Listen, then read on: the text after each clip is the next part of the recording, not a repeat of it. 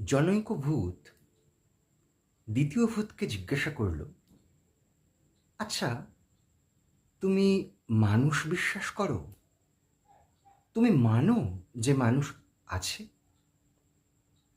দ্বিতীয় ভূত একটু ভীরু প্রকৃতির।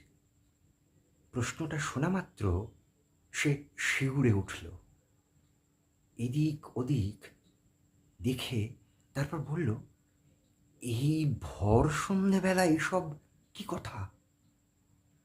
প্রথম ভূত এবার বলল, তাহলে তুমি মানুষ মানো, মানুষ ভয় করো, বিশ্বাস করো মানুষ আছে?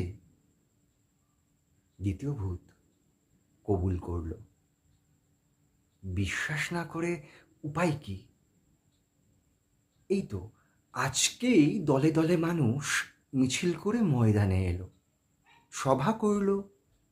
দৈনিক লাখ লাখ মানুষ রাস্তাঘাটে হাটে বাজারে ঘুরছে ফিরছে, কাজ করছে, কাজ খুঁজছে, হাসছে কাঁদছে, ভালোবাসছে, ঝগড়া করছে।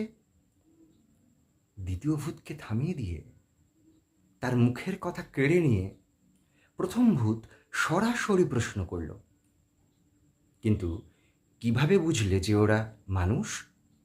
ওদের বুকের মধ্যে তলিয়ে দেখেছ ওদের ভিতর মানুষের মন আছে কি না?